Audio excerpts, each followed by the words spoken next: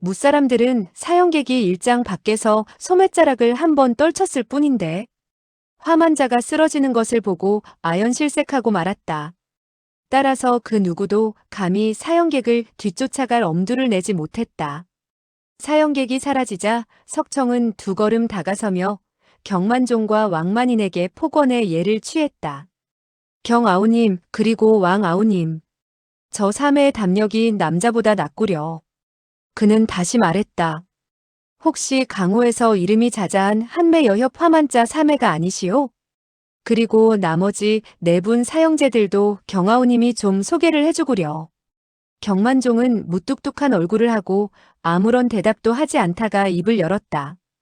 이곳에서 석 장주 부부를 만나게 되었으니 이제 더 바랄 게 없게 되었다. 왜냐하면 우리가 강남 땅으로 갈 필요가 없게 되었기 때문이다. 이것은 바로 석청이 하는 말을 무시하고 자기네들 사형제에게 하는 말이었다. 석청은 7명이 안색이 별로 호의에 차있지 않은 것을 보고 처음엔 그들이 사형객의 손에 패배를 당했기 때문에 불쾌해서 그런가 보다고 생각했다. 그런데 경만종은 자기와 평소 교분이 두터웠으며 타지에서 만나게 된다면 응당 매우 반가워해야 했다. 그런데 어째서 그토록 매정하고 무뚝뚝한지 알 수가 없었다. 사실 경만종은 평소 그를 석형님 하고 따랐었는데 어째서 갑자기 칭호마저 바꾸어 말하는 것일까? 이와 같은 생각을 하던 석청은 얼핏 떠오르는 생각이 있었다. 혹시 나의 아들놈이 또 화를 일으킨 것이 아닐까? 그는 재빨리 입을 열었다. 경아우님, 나의 그 장난꾸러기 아들 녀석이 또 아우님을 화나게 만든 모양이군. 이 형이 사과를 하겠네. 그는 다시 부드러운 어조로 말했다. 자. 내가 한턱 톡톡히 낼 테니 7분은 별량성으로 가서 한잔합시다. 안봉일은 석청이 설산파의 제자들에게 매우 다정하게 구는 반면에 설산파의 제자들이 자기에게 오만한 태도를 취하는 것을 보자 설산파를 다시 평가하게 되었다. 그는 그들과 통성명할 가치가 없다고 느꼈다. 약간 화가 나기도 하고 겸연쩍어진 그는 속으로 생각했다. 설산파가 뭐가 대단하다고?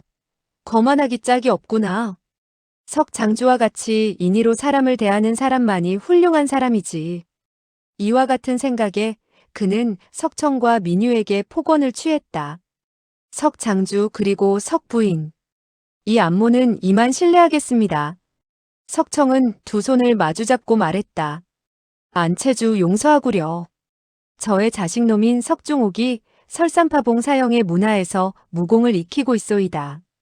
자식놈의 일을 묻느라고 그만 안채주에게 예의를 차리지 못했구려. 안봉일은 속으로 생각했다. 그것이야 당신을 탓할 수는 없는 노릇이지. 이와 같이 생각을 하면서 그는 말했다. 별 말씀을 다 하십니다. 다시 만납시다. 그는 폭언의 예를 하고는 산채의 형제들을 이끌고 떠나버렸다. 경만종 등 7사람은 시종 아무 말도 하지 않고 있었다. 안봉일이 멀리 떠난 후에도 서로의 얼굴만 쳐다보고 있었다. 그들의 얼굴에는 겸연쩍음, 난처함, 분노, 치욕 등의 복잡한 감정이 어려 있었다. 그 누구도 먼저 말을 하려고 하지 않았다. 석청은 그의 아들을 설산파의 제자인 풍화신룡 복만리의 제자로 들여보낸 것이었다. 거기에는 피치 못할 여러 가지 사연이 있었다. 그의 아들이 너무나 짓궂고 장난이 심할 뿐 아니라 민유가 여러모로 두둔하는 데다가 자기 자신은 엄하게 가르칠 수 없는 까닭이 있기 때문에 복만리의 제자로 들여보낸 것이었다. 그런데 경만종 등의 태도를 보니 그 아들이 어떤 큰 사고를 일으킨 것이 분명했다. 그는 웃으며 입을 열었다. 백 선배님과 사모님께서도 안녕하신지, 그리고 풍화신룡 봉 사형도 편안하시오? 왕만이는 더 참을 수 없다는 듯 큰 소리로 말했다. 저의 사부님과 사모님은 당신의 그게의 아드님 때문에 우라통이 터져 죽지 않은 것만도 천만다행이라오.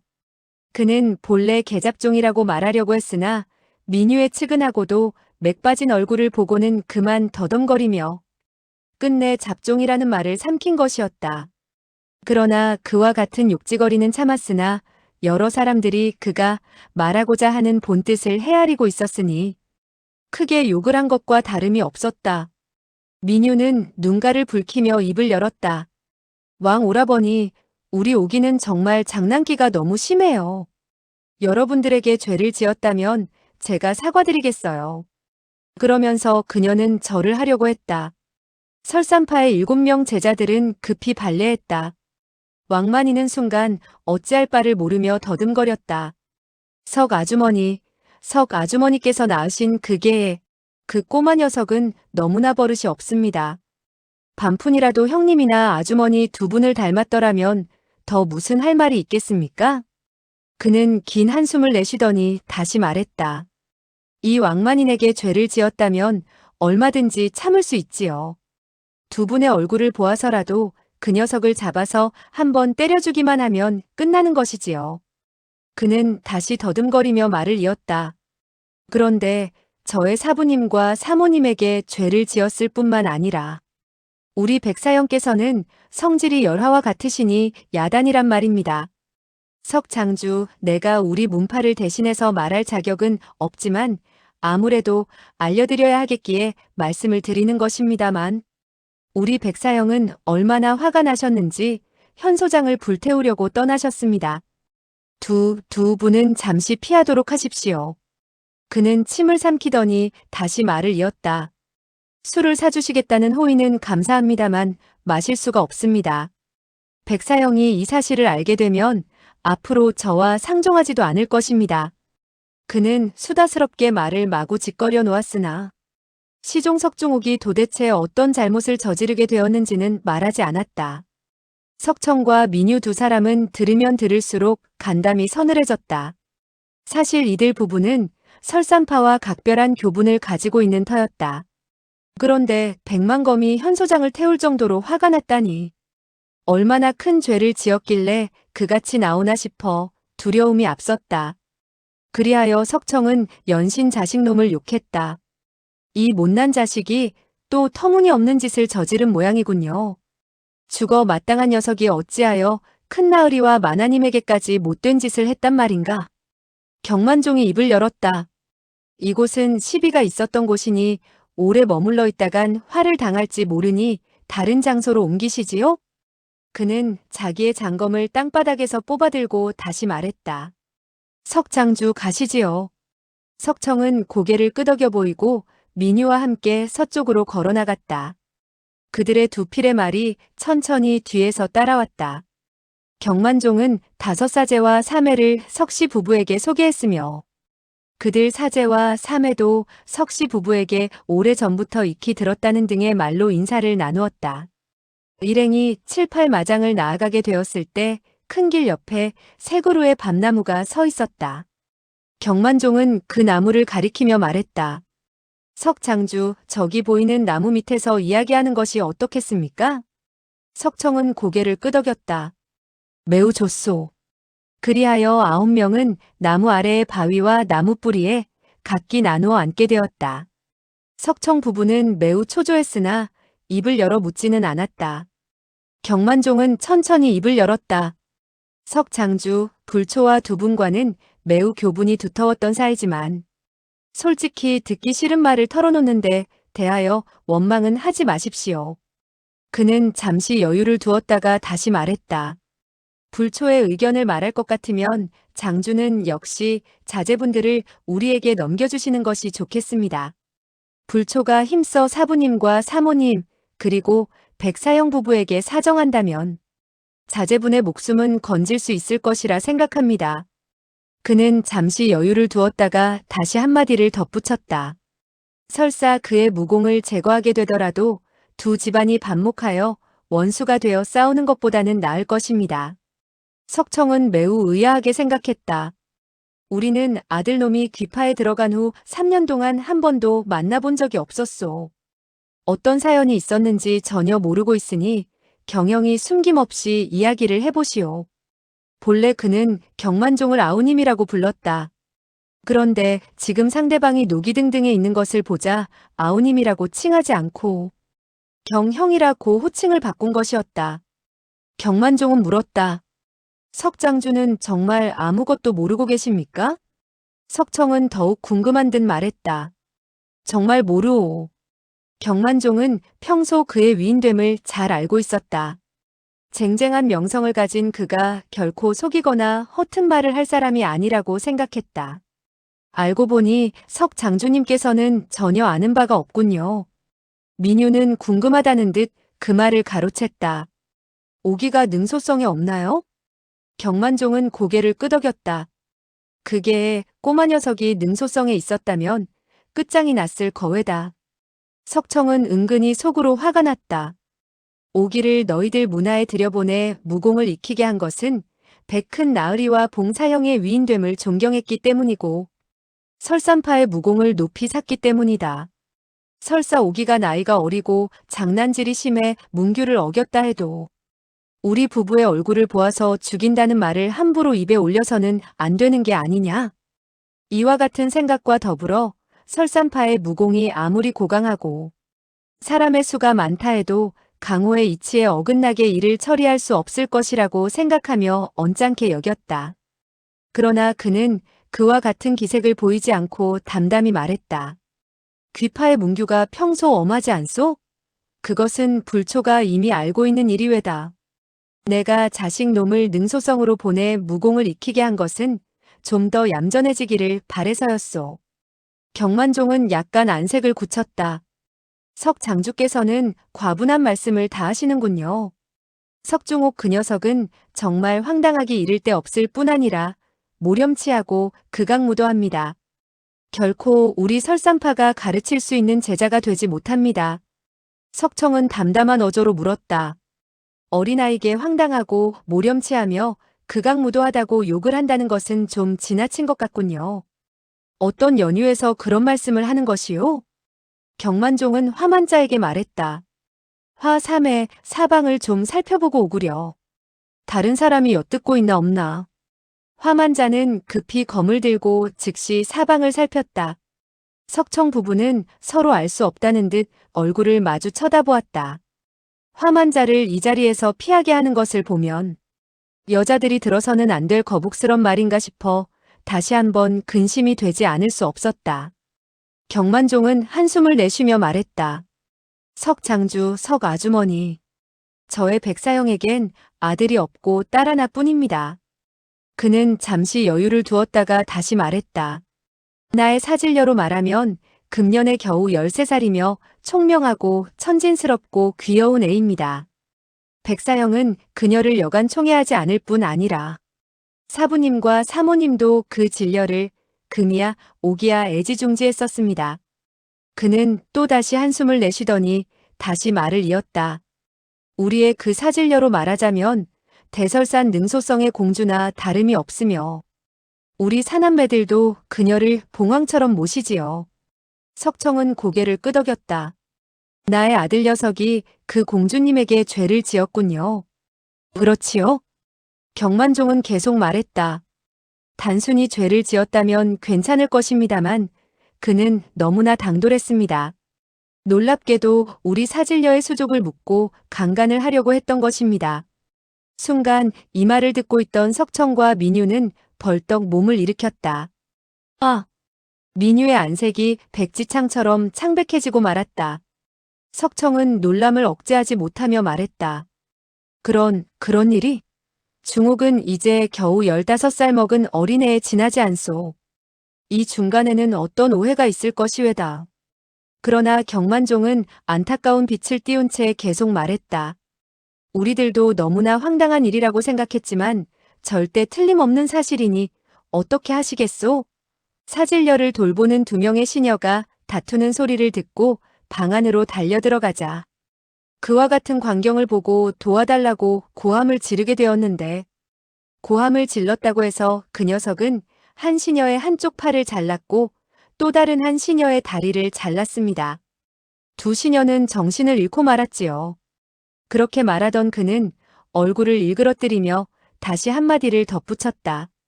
다행히 이렇게 되자 그 녀석은 피를 보고 놀라서 사질녀에게 더 이상 행패를 부리지 못하고 도망을 쳐버렸습니다. 무림에서는 무엇보다도 색계를 범하지 못한다. 흑도에 몸을 담고 있는 호걸이 남의 재물을 빼앗고 살인 방화를 하는 것은 그런대로 흔한 일이라 생각하지만 만약 색계를 범하게 된다면 동료들에게 멸시를 당하기 마련이었다. 부녀를 강간하는 일은 농림의 도적들도 감히 가볍게 범하지 못하는 일이었다. 더군다나 협의도의 인물이 그런 짓을 했다면 그것은 완전히 사람 축에 끼지도 못하게 되는 것이었다. 민유는 이때 그만 안색이 획 변해서 남편인 석청의 옷자락을 잡고는 애원하듯 말했다. 사형, 이 일을 어떻게 하면 좋죠? 석청은 갑자기 황당한 말을 듣자 극도로 심사가 어지러웠다. 만약 그 아들이 사람을 죽이고 화를 일으켰다면 아무리 큰 일이라 해도 책임질 수 있을 것이다. 그러나 이번의 일은 그로서는 어떻게 처리해야 좋을지 판단을 내릴 수 없었다. 그는 애써 정신을 가다듬고 말했다. 그렇다면 하늘이 보호하시어 백소전은 순결을 지킬 수 있었겠구려? 경만종은 고개를 흔들었다. 아닙니다. 몸을 더럽힌 것과 별 차이가 없습니다. 저의 사부님의 성질을 잘 알고 계시겠지만 즉시 명을 내려 그 녀석을 불러들이라고 했습니다. 그리고 누구든지 그를 보기만 하면 죽이라고 명령을 내렸던 것입니다. 왕만인이 그 다음 말을 이었다. 저의 사부님은 말씀하셨지요. 장주와의 교분이 얕지 않으니 만약 그 녀석을 차마 석장주님의 눈앞에서 죽일 수야 없지 않습니까? 차라리 장주님 몰래 그를 잡아와 단칼에 죽이는 것이 깨끗할 것이라고 말씀하셨지요. 경만종은 그를 흘겨보았다. 그가 너무 말이 많은 것이 못마땅한 모양이었다.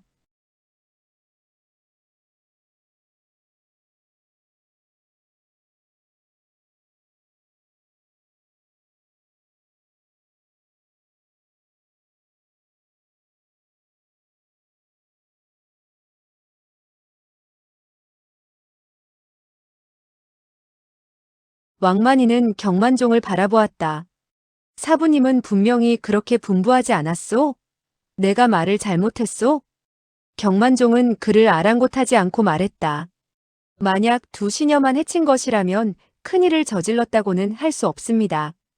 그러나 우리 사질녀는 나이도 어린데다가 성격이 매우 꿋꿋했습니다. 그는 마른 침을 삼키며 다시 말했다.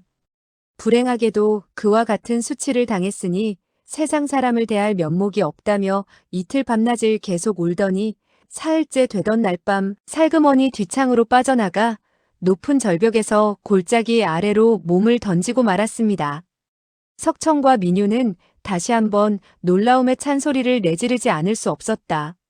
아! 석청은 떨리는 목소리로 다시 물었다. 그럼 목숨은 구했소? 경만종은 말했다. 능소성 밖의 골짜기는 석 장주께서도 알다시피 돌이 떨어진다 해도 가루가 날 정도입니다.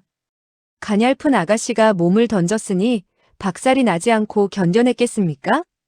이때 설산파 제자 가운데 가만균이라는 젊은이가 입을 열었다. 가장 억울한 사람은 대사형이십니다. 그는 사부님께 오른팔을 잘리고 말았습니다. 매우 울분에 찬 어조였다. 석청은 깜짝 놀랐다. 풍화신룡이 팔을 잘렸단 말이오? 그렇지 않고요. 저의 사부님께서는 손녀의 죽음을 애석하게 여기고 또 대개 아들을 잡지 못하게 되자 크게 노하시어 봉사형에게 제자를 잘못 가르쳤다고 길길이 뛰시다가 갑자기 봉사형의 허리에 차고 있던 장검을 뽑아서 그의 왼팔을 잘라버리고 말았습니다. 그는 잠시 여유를 두었다가 다시 말했다. 저의 사모님께서는 사부님의 너무 과격한 처사에 반발하셨고 두 분께서는 제자들 앞에서 언쟁을 벌이게 되었으며 점차 갈수록 감정이 대립되어서는 옛날 일을 들먹이기에 이르렀습니다. 이어 한숨을 내쉬며 계속 말을 이었다. 사부님께서는 화가 머리끝까지 나셔서 그만 사모님의 뺨을 후려치셨습니다. 사모님은 대노하여 문 밖으로 달려나가며 다시는 능소성 안으로 한 걸음도 들여놓지 않겠다고 하셨습니다. 석청은 부끄러움을 느꼈다. 복만리의 무공을 흠모하여 외동아들을 그의 문화로 들여보냈건을 그에게 폐인이 되는 재앙을 안겨줄 줄이야. 복만리의 건법은 강맹하고 신랄한 것이 광풍열화와 같았다. 그래서 풍화신룡이라는 벼로를 얻게 된 것이다. 성격이 열화 같은 그는 많은 원수를 맺고 있어 무공을 잃게 된다면 아마 한평생 대설산에서 내려올 수 없게 될 것이다. 그러니 석청의 친구에 대한 죄책감은 그야말로 뭐라 표현할 수 없는 것이었다. 왕만이는 이어 다시 입을 열었다. 가 사제, 대사형이 억울하다고 하지만 우리 백사형은 더욱 억울하지 않소? 딸을 잃게 되었을 뿐만 아니라 형수님께서는 실성하고 말았지 않소? 석청과 민유는 들을수록 놀라운 사실에 마음을 가다듬을 수가 없었다. 쥐구멍이라도 있으면 뛰어들고 싶은 심정이었다. 석청은 입이 10개라도 할 말이 없겠으나 염치불구하고 질문을 던졌다. 백부인께서는 어쩌다가 심신의 안정을 잃게 되었소? 왕만이는 대답했다. 대개 그 귀여운 아들 때문에 우라가 도져서 실성을 하게 된 것이 아니겠소? 사질녀가 죽자 백사형은 아주머니를 나무랐지요. 딸을 제대로 돌보지 못했다고 말입니다. 그는 잠시 여유를 두었다가 변명하듯 다시 말했다. 형수님께서는 그렇지 않아도 자기 자신을 원망하고 있었는데 남편이 그와 같은 말을 하자 그만 딸의 이름을 부르면서 어미가 너를 죽게 했구나 하는 소리를 부르짖더니 그 이후부터 정신이 맑지 않게 되었습니다. 이어 그는 흘끗 석청과 민유를 바라보고 나서 다시 말을 이었다. 형수님께서 실성하자 골짜기 아래로 뛰어내리지 않도록 두 분 사저가 한 걸음도 떠나지 않고 돌보고 있습니다. 석장주, 백사형이 현소장을 불태우려 하는 것도 지나친 일이라고는 말할 수 없지 않겠습니까? 석청은 고개를 끄덕였다. 그렇습니다. 우리 부부는 정말 부끄럽기 짝이 없소. 이 세상 끝까지 뒤져서라도 그 못난 녀석을 잡아서 친히 능소성으로 데려가서 백소저의 영전에서 능지처참을 하도록 하겠소. 이때 민유는 갑자기 신음소리를 내뱉더니 정신을 잃고 남편의 품속으로 쓰러지고 말았다. 석청은 재빨리 그녀의 인중혈을 주물러 주었다. 한참 후에야 민유는 천천히 정신을 차렸다. 왕만이는 다시 계속 말했다. 석장주, 우리 설산파에는 또 두 사람의 목숨을 현소장의 책임으로 돌리지 않을 수 없습니다. 석청은 놀라 물었다. 두 사람의 목숨이라니? 그는 온갖 풍랑을 다 겪어온 사람이었으나 오늘 같은 일은 처음이었다. 과거 둘째 아들인 중견이 원수에게 살해당했을 때도 극도의 슬픔을 느꼈지만 오늘처럼 부끄럽고 황송하며 두렵지는 않았다. 따라서 그는 음성마저 떨고 있었다. 왕만이는 그를 쳐다보며 말했다. 설산파에서 그와 같은 병고를 당하게 되자 사부님께서는 18명의 제자들을 내려보내게 되었습니다. 한쪽은 백사형이 거느리고 강남으로 가서 현소장을 불태우려고 했지요.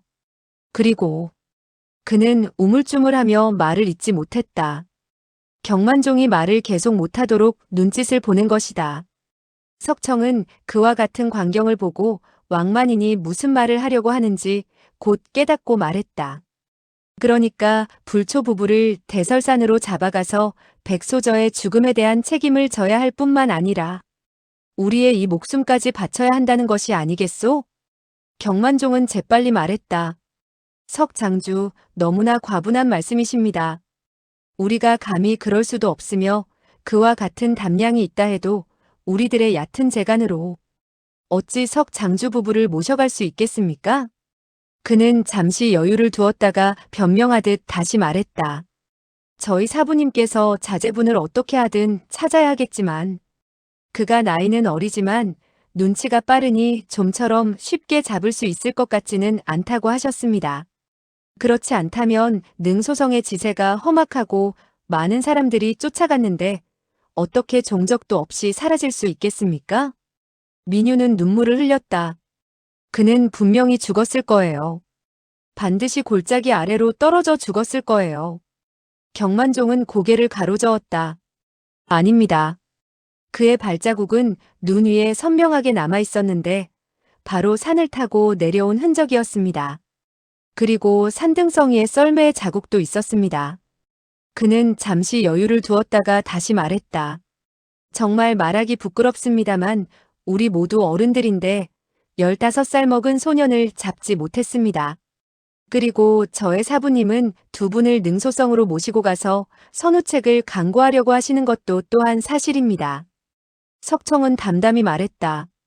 그러니까 역시 백소저의 목숨을 잃은 데 대해서 우리들이 목숨을 바쳐 보상해야 한다는 것이 아니겠소? 그는 왕만인에게 물었다. 왕형은 두 사람의 목숨이 이번 일에 관계가 있다고 했는데 도대체 무슨 말씀이지요? 왕만인은 대꾸했다. 방금 저는 18명의 제자가 두 갈래로 나누어 산에서 내려오게 되었다고 말씀을 드렸습니다. 물론 9명은 강남으로 가게 되었고 다른 9명은 경사형의 인소라의 중원각지에서 아드님을 찾는 것인데 정말 재수없게도 잇따라 화를 당하게 되었습니다.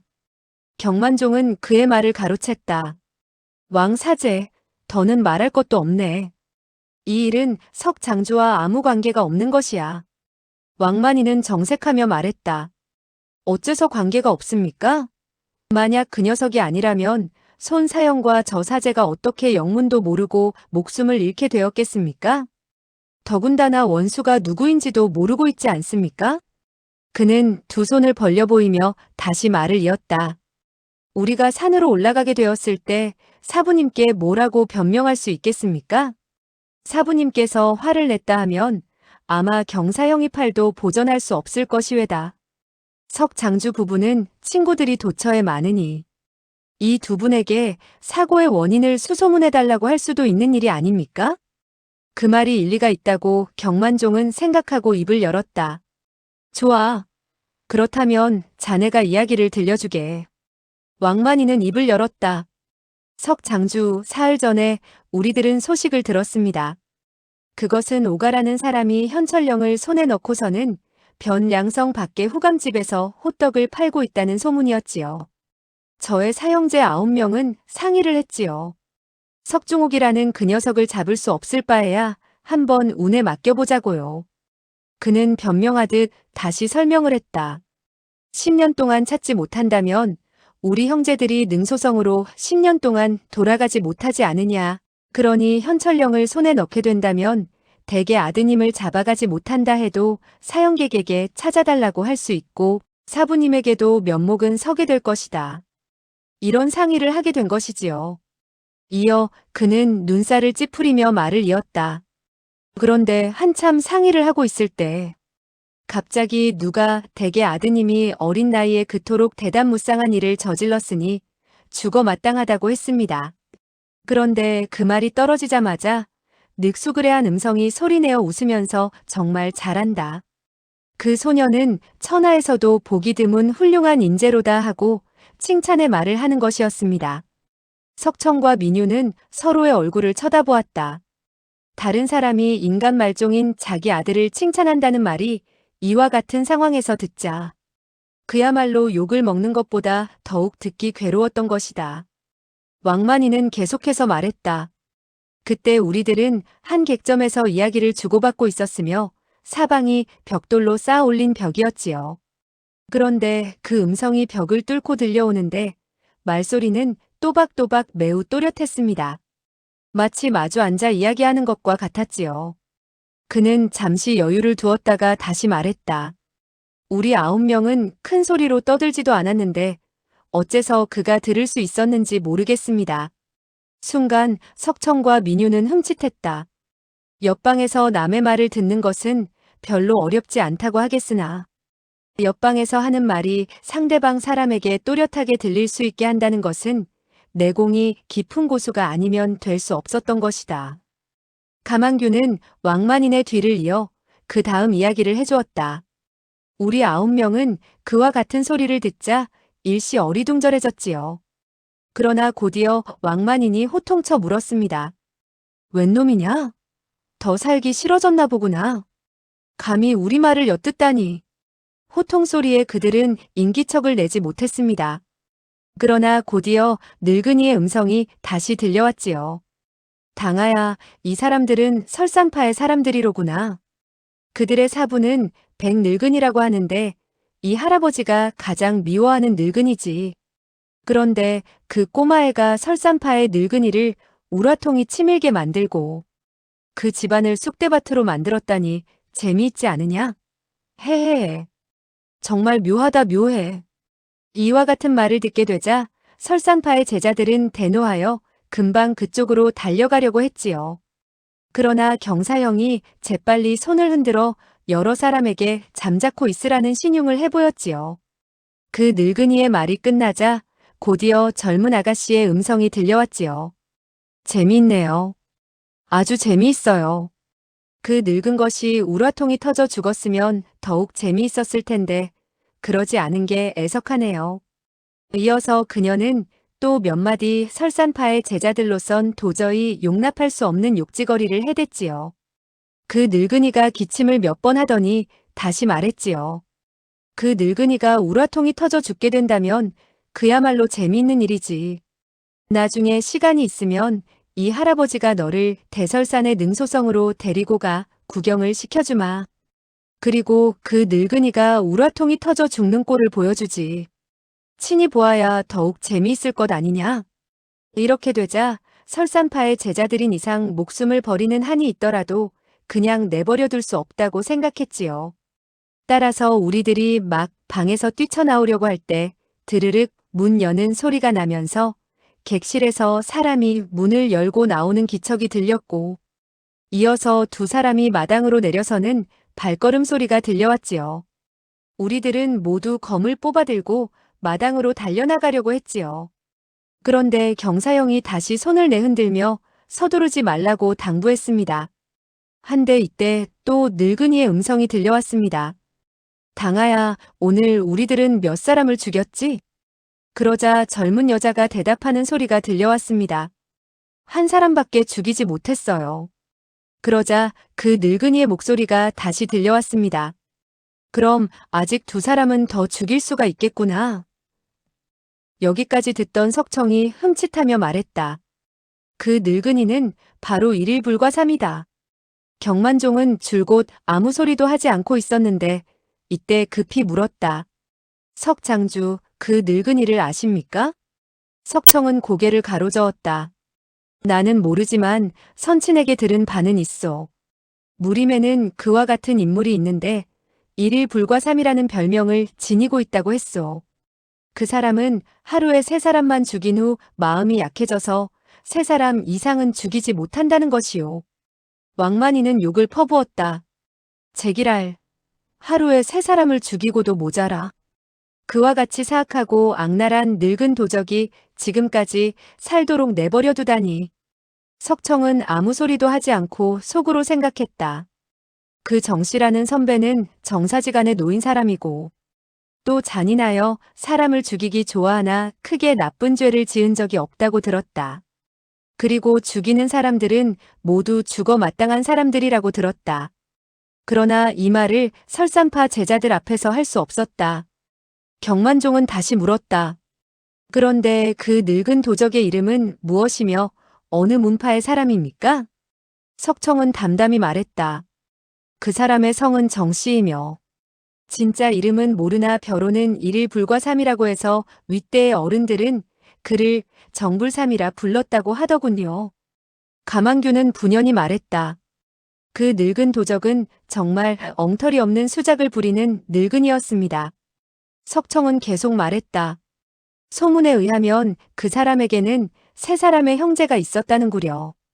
형은 정불이라 하고는 아우는 정불사라고 한다고 합디다. 왕만이는 다시 욕을 퍼부었다. 제기랄, 불이 불삼, 불사라니. 꼭 개방귀 같은 이름만 붙여놓았군. 이에 경만종은 황급히 타일렀다. 왕사제, 석 아주머니 앞에서 그런 고약한 말을 쓰면 되겠는가? 왕만이는 급히 사과하였다. 죄송합니다.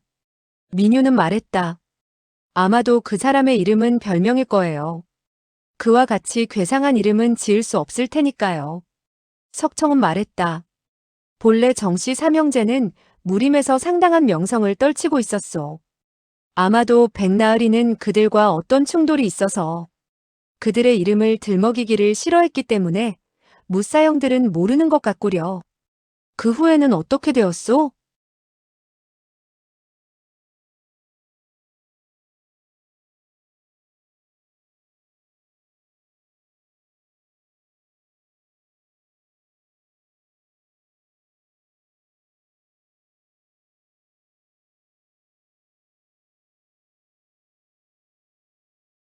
왕만이는 변명하듯 설명을 했다.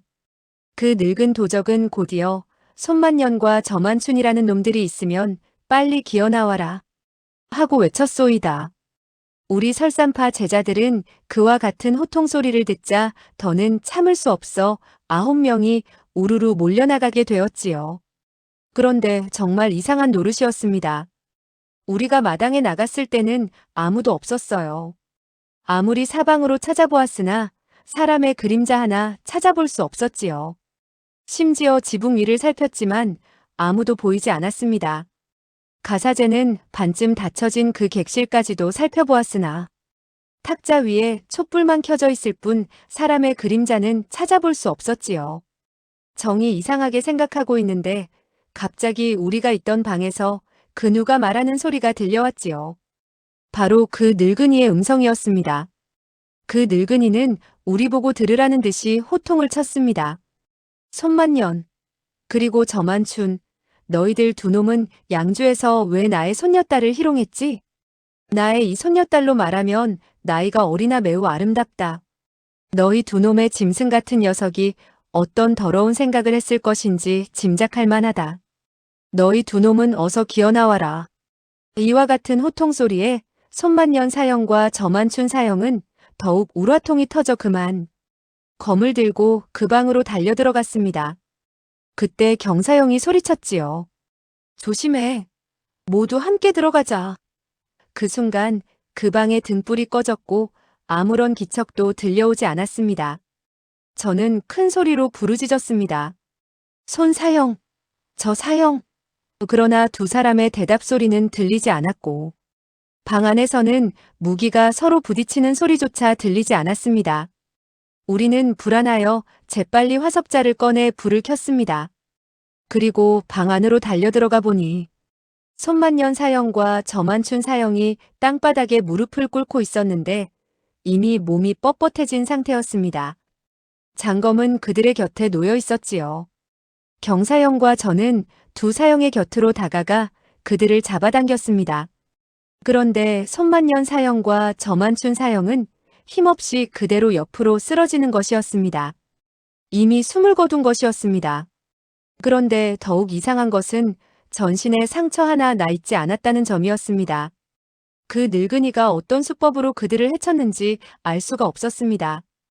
우리 설산파의 제자들은 창피 막심한 일이었지만 그 늙은 도적과 처녀의 그림자도 보지 못한 상태에서 그런 사건이 생긴 것이었습니다. 가만규는 한숨을 내쉬며 한마디 덧붙였다.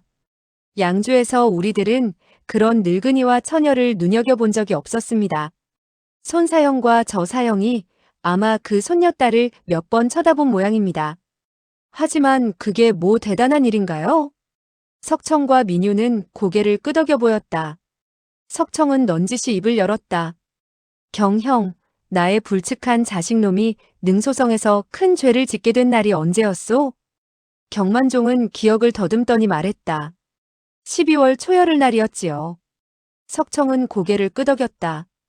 오늘이 3월 열이틀이니 백사형은 능소성에서 떠난 지 이미 3개월이 되었구려. 그렇다면 지금쯤 현소장은 잿더미가 되었겠소. 그는 잠시 여유를 두었다가 다시 말했다. 경형 그리고 왕형 여러 형들에게 내가 약속을 하겠소.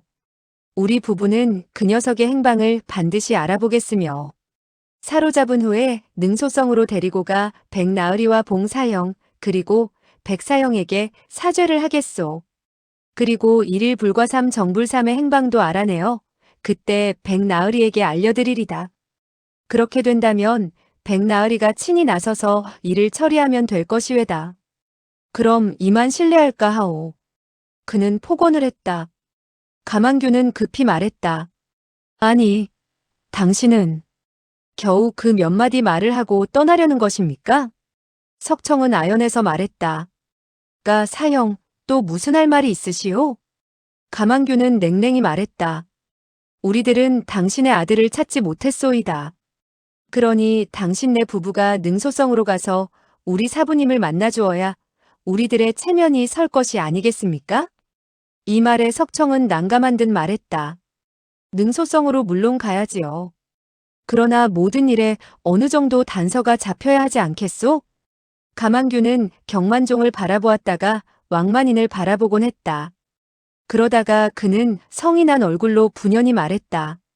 석 장주 부부를 우리들이 만나보고도 능소성으로 모셔오지 못했다는 사실을 사부님께서 아시게 된다면 우리들은 그야말로.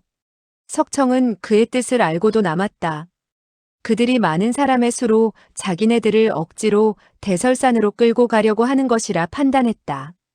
그러니까 아들을 잡지 못하면 그의 애비라도 잡아가서 목숨으로 보상을 해야 된다는 것이었다. 석청은 천천히 입을 열었다. 백나으리는 덕망이 높으신 분이지요. 불초는 항상 그분을 존경하며 위더른으로 모셔왔소이다. 만약에 백사형이 이곳에 계시어 백나으리께서 명을 내려 불초에게 능소성으로 가자고 한다면 불초는 반드시 명을 받들어야 하겠지만 지금 이 상태로는 이렇게 하기로 합시다. 그는 자기의 허리에서 검은 검집의 장검을 풀며 민유에게 다시 말했다. 3회 그대의 검도 푸시오. 민유는 검을 풀어 석청에게 건네주었다. 석청은 두 손으로 쌍검을 받쳐들고 경만종에게 내밀었다. 그들 부부가 생명처럼 아끼는 흑백 쌍검을 맡긴다는 것은 그야말로 설산파의 체면을 크게 세워주는 행위라고 생각하지 않을 수 없었다. 따라서 그들은 이들 두 부부가 이 보검을 찾기 위해서도 능소성으로 반드시 찾아올 것이라 생각했다. 따라서 경만종은 몇 마디 사과의 말을 하고 흑백 쌍검을 받으려고 했다. 그러나 가만규는 달랐다. 가만규는 큰 소리로 말했다. 우리 사질녀의 한 목숨과 봉사형의 한쪽 팔 사모님이 산에서 내려가시고 백사형의 형수님께서 실성을 하시고 손사형과 저사형이 비명 행사한 것을 어찌 당신네 두 자루 무쇠로 만든 칼과 맞바꿀 수 있다는 거요? 경사형이야 당신과 교분이 있어서 당신의 체면을 봐주겠지만 이 가아무개는 당신을 모르오. 당신은 오늘 능소성으로 가야 하오. 가기 싫어도 가야 하오. 석청은 미소 지었다. 내 아들놈이 귀파에 큰 죄를 지었으니 불초는 사죄를 하는 것 외에 더 무슨 할 말이 있겠소? 가영이 설산파의 고수로서 무공이 고강하다는 사실을 나는 잘 알고 있소. 비록 만나보지는 못했지만 평소 악모해왔소. 그는 두 손바닥 위에 장검을 받쳐들고 경만종이 그 두 자루의 검을 받아가기를 기다렸다. 가만규는 속으로 생각했다. 우리들이 이 두 사람을 데리고 대설산으로 가려면 한바탕에 큰 싸움이 벌어질 것은 명약관화하다. 그가 스스로 무기를 바치려고 하니 오히려 잘 되었다. 무기를 빼앗은 후에 처치하면 될 것이다. 신뢰를 범하지 않으면 내가 살지 못한다는 속담도 있지 않으냐? 그는 석청이 검을 거두어 들릴까봐 신속히 앞으로 나오며 두 손을 일제히 뻗쳐내어 설산파의 금나수법으로 석청의 손바닥 위에 놓여있는 두 자루의 장검을 힘주어 움켜쥐고 말했다. 그럼 먼저 당신의 무기를 바치시오. 팔을 와락 잡아당겨 장검을 빼앗으려고 하는데 두 자루의 장검은 석청의 손바닥에서 달라붙어 떨어지지 않는 것이었다. 가만규는 깜짝 놀라 두 팔에 힘을 불끈 주고 일갈했다. 떨어져라. 힘껏 잡아당겼다. 그 순간 두 자루의 장검에서 세찬 힘이 쏟아져 나와 그의 두 손목으로 밀려들었다. 뚝 하는 소리가 나며 대뜸 그는 손목 관절이 탈골되고 말았다. 아이쿠. 그는 신음을 내뱉으며 검을 놓고 물러섰다. 두 자루의 검은 여전히 석청의 손바닥 위에 얌전히 놓여져 있었다.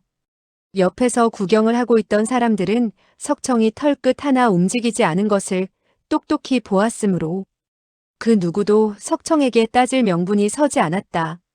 가만규는 고통과 울화를 참을 수 없어 오른 다리를 들어서 맹렬하게 석청의 아랫배를 걷어찼다. 경만종은 급히 외쳤다. 무례를 범하지 말게. 즉시 손을 뻗쳐서 가만균의 뒷덜미를 잡고 뒤로 끌어당겼다. 가만균의 발길질은 허공을 걷어차고 말았다. 경만종은 석청의 내력이 무서운 것을 잘 알고 있었다. 만약 가만균의 발길질이 석청의 몸에 격중되었다면 가만균의 다리뼈가 부러지고 말았을 것이다. 경만종은 무공이나 견식이 가만균을 훨씬 능가했다. 그는 10손가락에 힘을 주입하고 조심스레 손을 뻗쳐서 석청의 손바닥 위에 올려져 있는 장검을 움켜쥐려고 했다.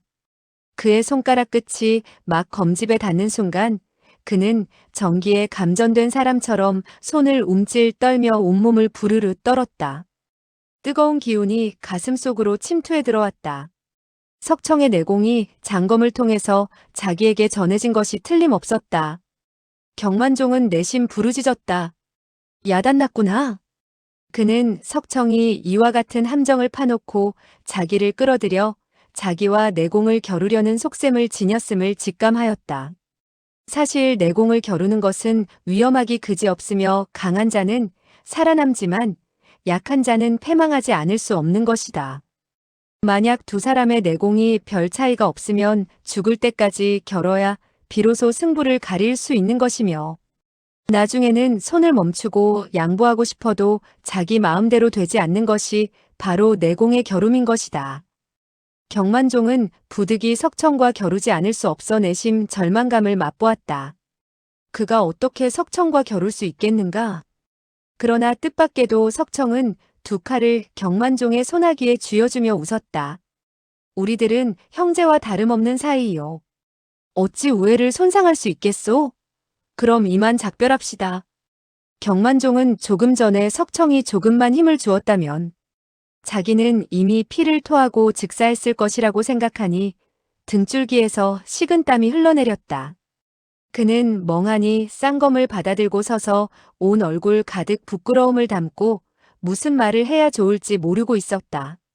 석청은 민유를 바라보며 말했다. 삼해, 우리는 별량성으로 갑시다. 민유는 울먹이며 입을 열었다. 사형, 그 애가. 석청은 고개를 가로저으며 그 말을 가로챘다. 차라리 견이처럼 한 칼에 살해당했으면 좋았을 것을. 민유는 눈물을 흘리며 말했다. 사형, 어떻게 그런 말을. 석청은 그녀의 손을 잡고 백마가 있는 곳으로 데려가 그녀를 부축하여 말에 태웠다. 설산파의 제자들은 그녀의 가련한 모습을 보고 저 여자가 과연 강호를 떨어 올리는 빙설신검인지 의문스러울 지경이었다. 설산파의 여검객 화만자는 현소쌍검 석청 부부가 말을 몰아 떠나가는 모습을 멍하니 바라보며 자기도 모르게 측은해서 한숨을 내쉬었다. 이때 왕만인이 가만균의 탈골된 손목뼈를 맞춰주고 있었다. 가만균은 연신 빌어먹으리니 제기라리니 욕을 해대고 있었다. 화만자는 그 광경을 보자 눈살을 찌푸리며 경만종을 바라보고 입을 열었다. 경사형, 이번에 모든 일이 꼬이기만 하는군요. 경만종은 말했다. 꼬이는 게 당연하다. 상대방의 무공이 얼마나 고강한지 너도 보았지? 우리 7명이 힘을 합쳐도 그들을 당해낼 수 없으니 할 수 없다. 그들의 무기를 압류했으니 능소성으로 돌아가도 할 말은 있는 셈이다. 말을 하면서 그는 흑백쌍검을 검집에서 뽑아보았다. 백검은 얼음과 같이 싸늘한 한기를 뿜어냈고 흑검은 먹처럼 새까만 빛을 뿜어냈다. 그 싸늘한 광채가 발산되자 살을 에이는 듯한 통증이 뼈 속으로 스며드는 것 같았다. 정말 보기 드문 희세의 보검이었다. 경만종은 고개를 끄덕였다. 검은 진짜로구나. 화만자는 그와 같은 보검을 감탄 어린 눈빛으로 바라보며 입을 열었다. 검은 물론 진짜예요. 우리들이 사람을 잡아두지 못했는데 이 두 자루의 보검을 능소성까지 무사히 가져갈 수 있는지가 문제가 되겠죠. 경만종은 흠칫해서 물었다. 화삼해, 어째서 그와 같은 말을 하지? 화만자는 말했다. 작년 어느 날 소매가 백사형 부부와 잡담을 나누며 천하의 보검과 보도를 논한 적이 있어요. 마침 옆에 있던 석중옥이라는 계잡종이 끼어들어 말하기를 자기 부모의 흑백상검이 천하에서 으뜸이라고 했어요. 석중옥의 말을 들어보면 그들 부부는 흑백상검을 목숨보다 소중히 여긴다고 했어요. 그러니까 그들은 아들인 자기를 대설산으로 보내 무공을 배우게 하느라고 몇 년씩 떼어놓고 대수롭게 여기지 않지만 한시도 흑백상검을 손에서 놓지 않는다는 거예요. 그런데 석 장주가 목숨보다 소중히 여기는 보검을 우리에게 맡기긴 했지만 만약 어떤 수작을 부려 보검을 훔쳐간 후 훗날 능소성으로 찾아와 우리들에게 보검을 내달라고 한다면 일이 매우 난처하게 되지 않겠어요? 가만균이 그 말을 받았다. 우리 7사람이 철통 같은 수비로 보검을 지키고 있을 텐데 그들이 무슨 재주로 보검을 훔쳐간단 말이오? 경만종은 잠시 생각해보고 말했다. 화삼의 말이 옳네. 결코 쓸데없는 일을 걱정하고 있는 것이 아니라고 생각되는군. 석청이라는 사람은 만만한 인물이 아닐세. 그러니 우리들이 신중히 경계를 해야 할 것이네. 왕만이는 미간을 찌푸리며 말했다. 매사를 조심한다는 것은 여러모로 좋은 일이오. 오늘부터 우리 6사람의 남자들이 매일 밤 차례로 보검을 지키기로 합시다. 그는 잠시 여유를 두었다가 다시 물었다. 경사형. 그 석가가 별량으로 간다고 했는데 우리들은 그자의 뒤를 쫓아서 가는 것이 좋겠소? 아니면 다른 길로 앞질러 가는 것이 좋겠소? 경만종은 별량으로 가지 않는다면 자기들이 상대방에게 겁을 집어먹은 행위라고 생각되었다. 더군다나 별량은 이름난 큰 성인데 이곳까지 왔다가 그 성 안으로 들어가 구경을 하지 못한다는 것은 너무 소심한 행위라는 생각이 들었다. 하지만 보검을 가지고 별량으로 가는 것은 역시 위험을 자처하는 일인지라 일시 망설이지 않을 수 없었다. 이때였다. 벼랑간 호통 소리가 들려오며 저쪽에서 한때의 관졸들이 나타났다. 4명의 가마꾼이 파란색 가마를 메고 달려오고 있었다. 아마도 관가에서 사람이 나온 모양이었다. 후감집에서 살인사건이 일어났으니 조사를 하러 나온 모양이었다. 경만종은 살인사건이 발생한 이때 자기들이 무기를 들고 이곳에 모여있는 것은 의심을 받기 쉬우며 관가와 충돌을 하게 된다면 귀찮은 일이라 생각했다. 그는 급히 말했다. 자, 빨리 가자. 7명의 설산파 제자들이 재빨리 그곳에서 떠나려 할 때 한 명의 관졸이 갑자기 큰 소리로 부르짖었다. 살인 강도를 놓치지 마라. 살인 강도들이 도망을 치려고 한다. 경만종은 관졸들을 아랑곳하지 않고 손을 휘둘러 여러 사람에게 빨리 가자고 재촉을 했다. 그때 관졸의 날카로운 외침소리가 다시 들려왔다. 살인자의 이름은 백자재이며 설산파에 늙어도 죽지 않는 장문인이라고 했다. 무이무덕한 백자재야. 이 못된 놈들아. 때를 지어다니며 남의 재물을 빼앗기 위해 살인도 서슴지 않는다니 정말 흉악하구나. 저놈들을 잡아라. 설산파의 제자들은 그와 같은 말을 듣고 놀람과 분노로 인해 온몸의 솜털이 빳빳이 곤두섰다.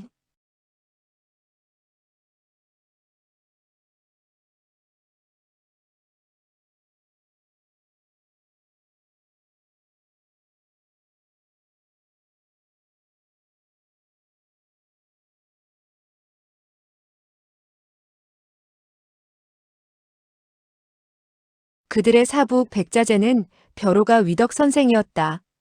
관졸이 그 이름을 함부로 부르는 것만 해도 불경스러운데 감히 무이무덕이라고 비꼬지 않는가. 왕만인이 휙하니 장검을 뽑아들고 부르짖었다. 이 개같은 벼슬아치들이 너무 무례하구나.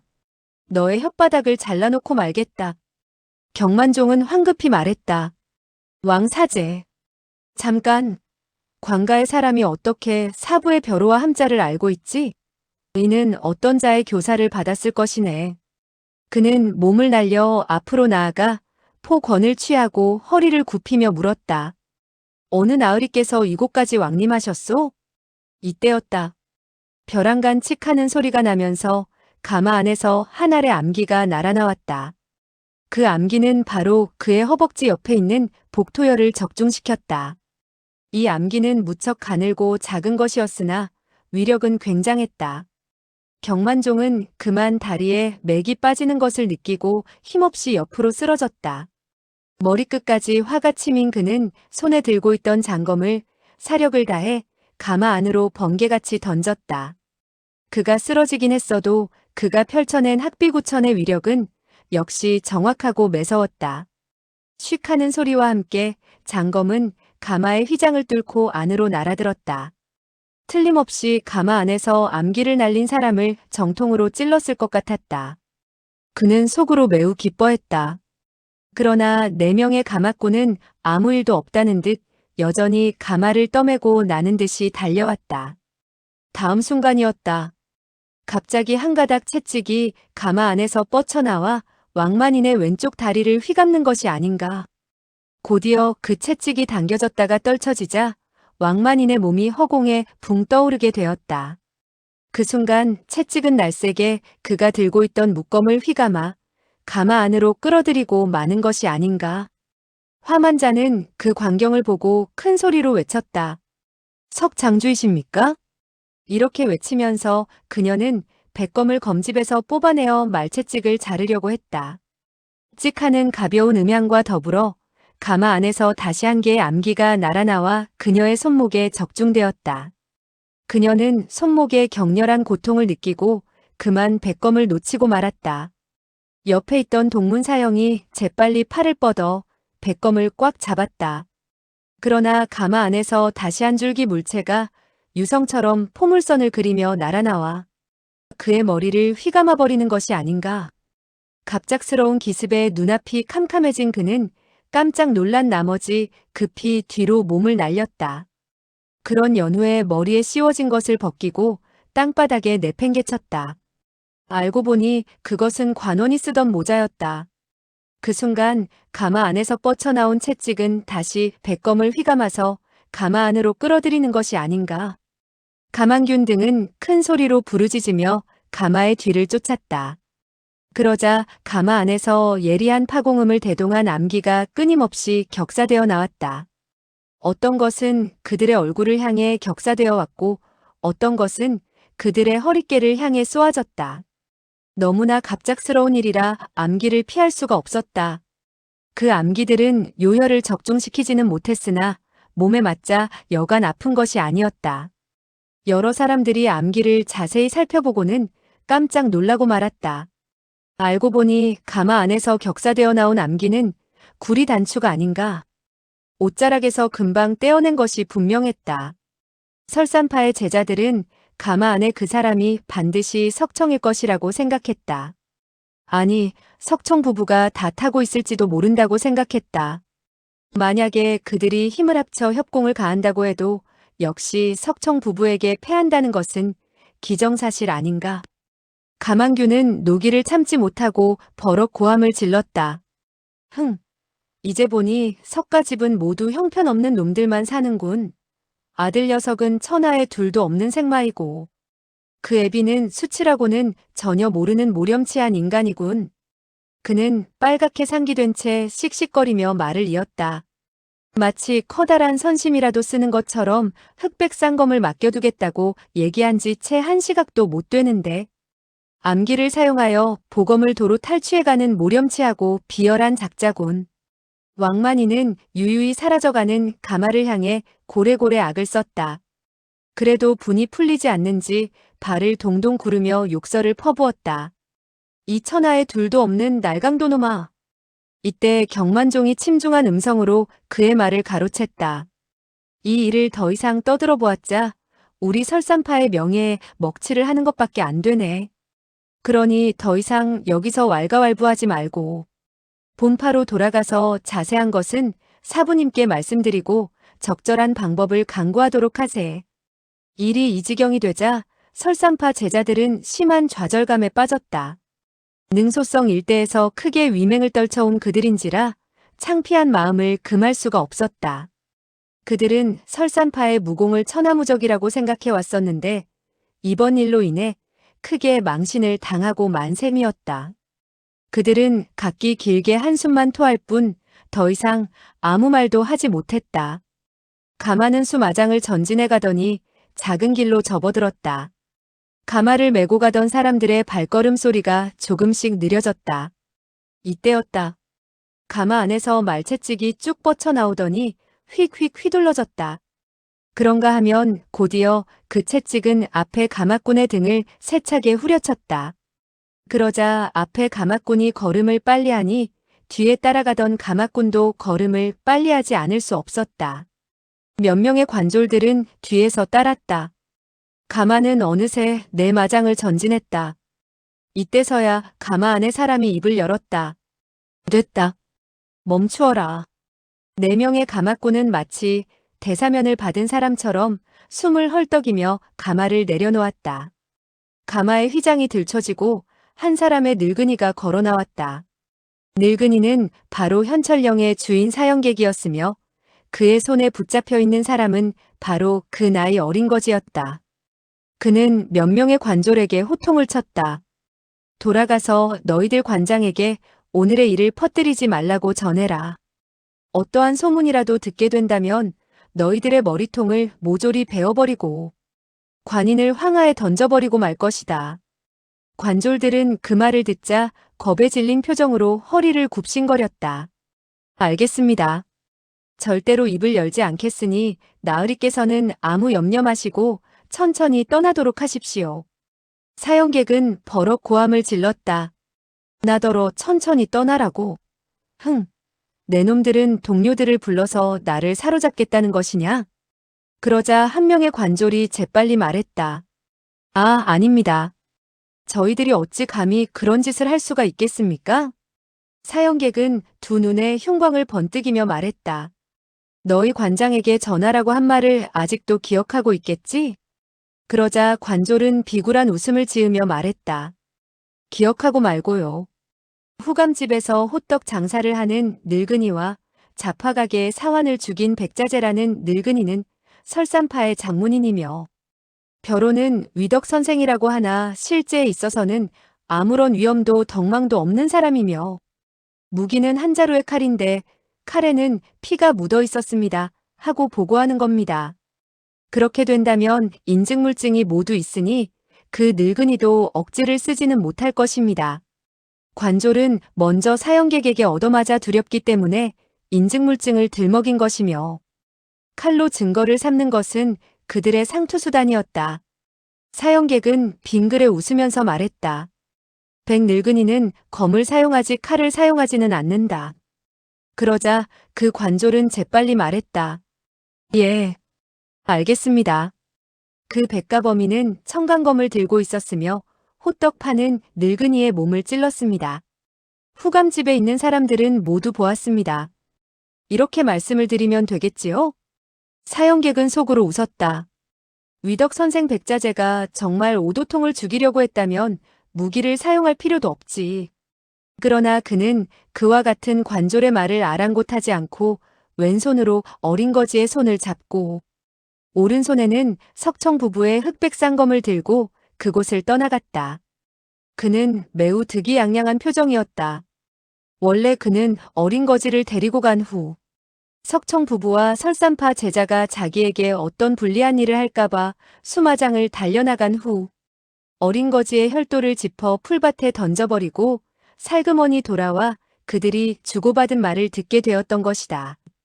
그는 무공이 석청보다 훨씬 뛰어났기 때문에 나무 뒤에 숨어서 그들의 대화를 엿듣게 되었으나 석청과 민유 등도 알아차리지 못했던 것이다. 사형객은 그들의 대화를 듣고 모든 것이 자기와 아무런 상관이 없다는 것을 알게 되었다. 그때 석청이 쌍검을 경만종에게 주는 것을 목격하고는 쌍검을 빼앗아 와야겠다고 작정을 했다. 그리하여 풀밭으로 되돌아가 어린 거지를 잡아 일으켜서 그의 혈도를 풀었다. 마침 이때 저쪽 길에서 후감집으로 사건을 조사하러 가려는 지현을 만나게 되었다. 그는 즉시 지현을 가마 안에서 끌어내고 관졸들과 가마꾼들을 위협했다. 그리하여 관졸들과 가마꾼들이 그와 어린 거지를 태워서는 쌍검을 빼앗는데 한 몫을 하게 만들었던 것이다. 경만종은 가마 안에 타고 있는 사람의 모습을 보지 못했는지라 필시 석청 부부의 수작이라고 생각한 것이다. 사형객은 어린 거지를 붙잡고 황량한 곳으로만 걸어갔다. 어느덧 조그만 시냇가에 이르게 되었다. 사방에 사람이 없는 것을 보고 그는 어린 거지의 손을 놓고 민유의 백검을 뽑아 어린 거지의 목에 갖다 대고 날카롭게 외쳐 물었다. 도대체 누구의 지시를 받았는지 말해라. 만약 한마디라도 거짓말을 했다간 내 놈을 즉시 죽이고 말겠다. 그는 백검을 휘둘렀다. 싹 하는 가벼운 음향과 함께 옆에 조그마한 나무가 두 동강이 나고 말았다. 반토막의 나무는 가지와 잎과 함께 냇물 위에 떨어져 물길을 따라 흘러갔다. 어린 거지는 그것을 보자 겁먹은 음성으로 더듬거리며 말했다. 나는 누구의 지시도 받지 않았어요. 사형객은 현철령을 꺼내 들고 호통쳐 물었다. 이것은 누가 준 것이지? 어린 거지는 떨리는 목소리로 말했다. 제가 호떡을 깨물었더니 그 속에 있었어요. 사형객은 대노했다. 왼손을 번쩍 들어 그의 얼굴을 후려치려는 순간이었다. 그는 현철령을 자기에게 건네준 사람에게 손찌검을 해서는 안 된다는 과거의 맹세를 상기하고 재빨리 손을 걷어들이고는 호통을 내질렀다. 터무니없는 소리. 무슨 호떡이란 말이냐?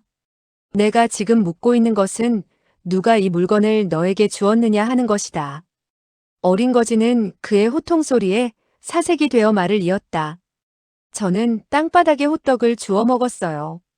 그런데 한번 깨물자마자 하마터면 이빨이 부러져 나갈 뻔했지 뭐예요. 사형객은 속으로 생각했다. 혹시 오도통 녀석이 이 쇠조각을 호떡 속에 숨긴 것이 아닐까? 그러나 아무리 생각해봐도 그것은 너무 어처구니 없는 행동 같았다. 천하에 그와 같이 우연한 일이 있을 리가 없다. 그 녀석이 이 현철령을 손에 넣었다면 자기 목숨보다 더욱 아꼈을 것인데 어찌 호떡 속에 넣을 수가 있단 말인가? 그는 당시의 상황이 얼마나 급박했는지 모르고 있었다. 금도체의 인마가 갑자기 나타나 후감집의 사면을 에워싸자 오도통은 달리 그 현철령을 숨길 만한 장소를 찾을 여가가 없었다. 그리하여 어찌할 수 없어 현철령을 호떡 속에 넣어서는 금도체의 소두령에게 내밀었던 것이다. 아니나 다를까 그 사람은 크게 노해서 호떡을 집어드는 즉시 내어던지게 된 것이고 곧이어 금도체의 졸개들이 호떡 가게를 모조리 뒤엎어버릴 듯 찾았으나 땅바닥에 떨어진 호떡 속에 현철령이 들어있으리라고 생각조차 하지 못했던 것이다. 사형객은 한참 동안 어린 거지를 바라보다가 물었다. 너의 이름이 뭐지? 어린 거지는 머뭇거리더니 이내 대답했다. 저는 계잡종이라고 해요. 사연은 크게 의아하여 물었다. 뭐야? 계잡종이라고? 어린 거지는 고개를 끄덕이며 대답했다. 그래요. 저의 어머니는 저를 계잡종이라고 불러요. 성격이 괴팍한 사형객은 1년 12달 동안 별로 웃어본 적이 없었다. 그런데 어린 거지의 그와 같은 말을 듣게 되자 그만 배꼽을 움켜잡고 웃는 것이었다. 그는 웃으면서 생각했다. 세상에서는 자기 아이에게 천한 이름을 지어주는 부모들은 흔히 있다. 무럭무럭 자라나 귀신의 질투를 받지 않도록 하려는 뜻에서 개똥이니 돼지니 하는 이름을 붙이지만 자기의 애를 계잡종이라고 부르는 사람이 있단 말인가. 더군다나 그의 어머니가 그렇게 불렀다니 아이고 정말 우습다. 어린 거지는 그가 웃자 이유도 모르고 따라서 헤헤 웃었다. 사형객은 갑자기 웃음을 그치고 물었다. 너의 아버지 이름은 뭐지?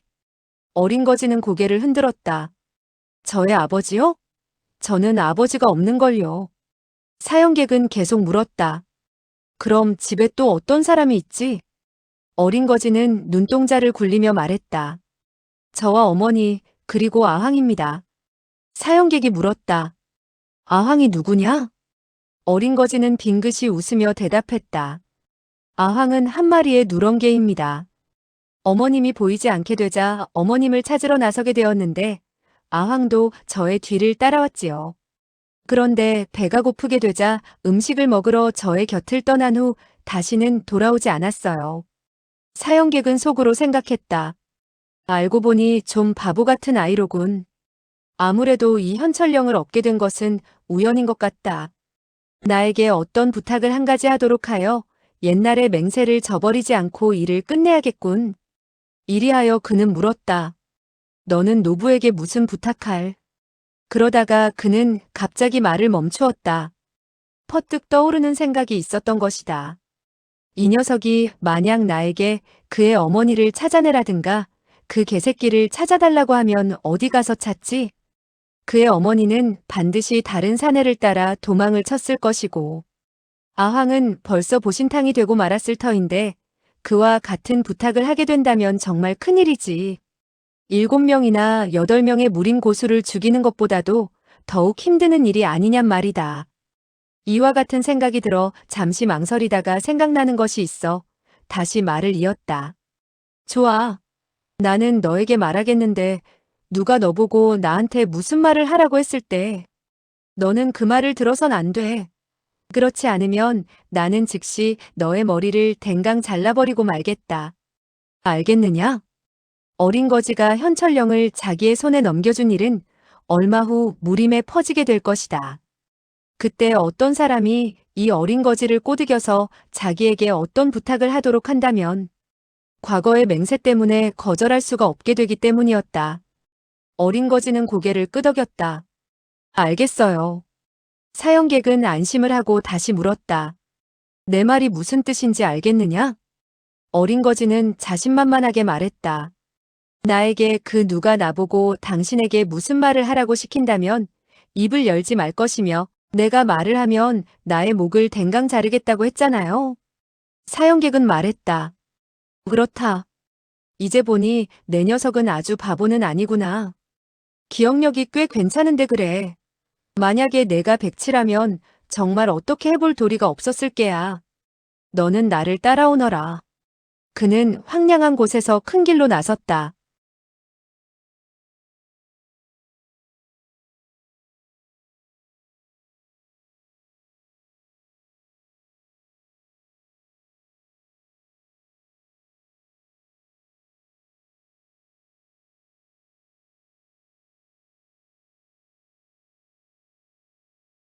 그들은 길 옆에 어느 조그만 국수집으로 들어갔다. 사형객은 2개의 만두를 시켜서 먹기 시작했다. 그러면서 그는 어린 거지의 표정을 살폈다. 그는 천천히 만두를 씹으면서 감탄을 연발했다. 맛있군. 맛이 매우 좋군.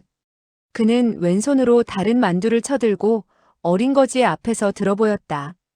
이 아이는 남에게 빌어먹는 것이 습관이 되었을 것이다. 그러니 내가 만두를 먹게 된다면 그만 먹고 싶어서 나에게 하나 달라고 하겠지.